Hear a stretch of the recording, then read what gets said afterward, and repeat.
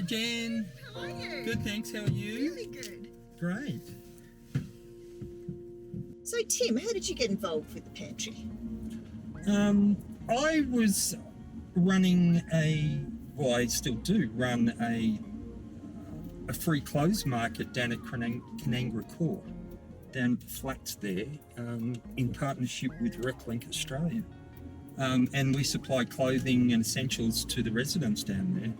And I was looking for sources of clothing and found Margaret at the Ngunnawal Pantry, and then found out that she was they're just a small community group who needed funding, and This Is My Brave is actually a registered charity, so we could apply for funding on her behalf. So they became part of This Is My Brave as well. It's incredible. And what does the pantry do and provide? Everything. So we're going to the clothes pantry, but they do clothes and kitchen and bits and pieces, electrical as well. We've got someone who does test and tagging. So the electrical items are all safe for people to take. They've actually got fridges there, so they do food there. Margaret, 2 years you've been doing this. You've got a great big beaming smile over it after 2 years. Many people burn out. What is the purpose for you? The purpose for me is helping people who either don't want to access the system, aren't comfortable accessing the system, aren't qualified or to access the system. They can come to our pantries. There's no questions asked, no forms to fill in. They don't have to justify why they're there or why they are taking what they take. It can be anonymous. They don't have to talk to us. They don't have to tell us their names. So it's just a very friendly, non-threatening, non-judgmental way for them to get help. Because, as I said, for various reasons, people don't want to be identified. There's still a lot of stigma around need as well. And again, this is a way they can get help. Nobody's judging them.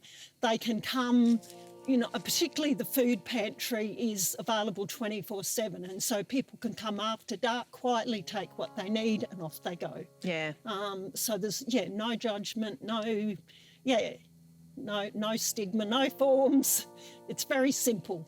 Another reason that I do this beyond providing a service for people is there is so much waste. People in clothing, in household goods. So it's really good for some people to have somewhere where things can be reused, recycled. We operate very much where we can on the 4 Rs: recycle, repurpose, reuse, and reallocate. And I guess the third reason that I do this is because it's really important for me to give back to the community. My basic philosophy on life is if I can make one person's walk easier, then my life's been well lived. And so the pantries are my way of walking the walk, not just talking the talk. You're amazing, Margaret. It's lovely to have spoken to you today. Thank you. Cecilia, I understand this is your 2-year anniversary of the pantry here. Yes, it is. What started this in the first place for you?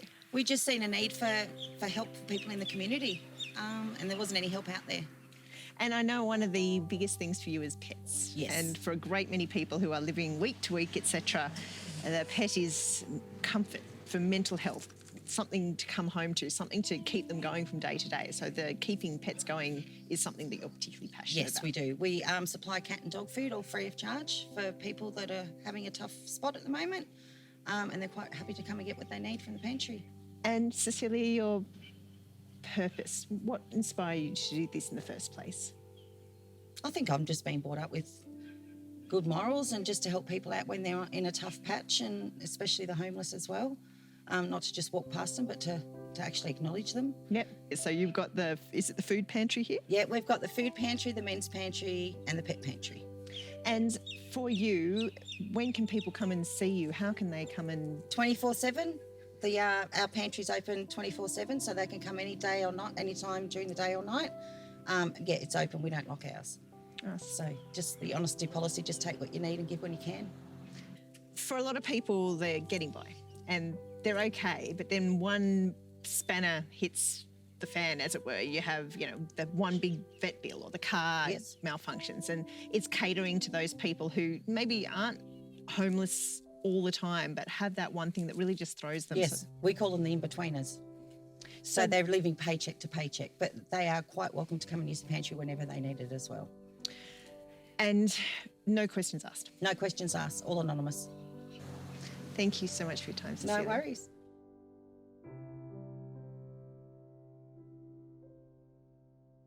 How did This Is My Brave start? I had my own mental health issues, and through a series of personal events in my life, I had a collapse at work, and it was a physical collapse, and I was taken off to hospital with drama in the back of an ambulance.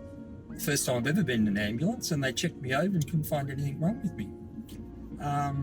I collapsed again on a flight to Sydney on my way to a holiday in Cairns. So again, taken off the tarmac at Sydney Airport by ambulance, couldn't find anything wrong with me. Finally diagnosed as extreme anxiety that my head just said to me, Tim, you can't keep doing this. You just need to stop. So, I was the general manager of a large company in Canberra and been working there for 16 years. When I got back to work, they had their paper there to say, you no longer have a job. And after my recovery from that, my understanding was these people just did not understand about mental health. And they saw it as a liability for their business, and the quicker they got me out of that business, the better. But like I said, I put that down to stigma, not people just not understanding about mental health. And if I had have had a broken leg, or if I had have had cancer, they probably would have rallied around me and supported me, but because I had a mental health issue, didn't know how to handle it, so it was better that I was out. So I had to regroup from that. And I wanted, my background is in events, so I wanted to figure out how I could put something together to do with events and reducing stigma around mental health. And so I, as we all do, Googled away to find out anything that was happening about that. Yep. And I found an organisation in the US called This Is My Brave. Yep. Who did exactly that. So I rang them up and I said, I want to start This Is My Brave in Australia, and they said, sure, go ahead. So Everyone we've met today, you've got personal lives, you've got families, pets, you've got jobs, and you're doing all of this as well. It's a massive commitment on top of everything else. look, everybody you've spoken to today just wants to give back to the community and sees the struggles in the community, may have even experienced struggles of their own, but just want to give back because they figure that there's more purpose in life than taking. Yep. There's more purpose in giving. So. Tim, it's been a really fun adventure today, meeting all these incredible people in this area of Gungal and doing these remarkable things.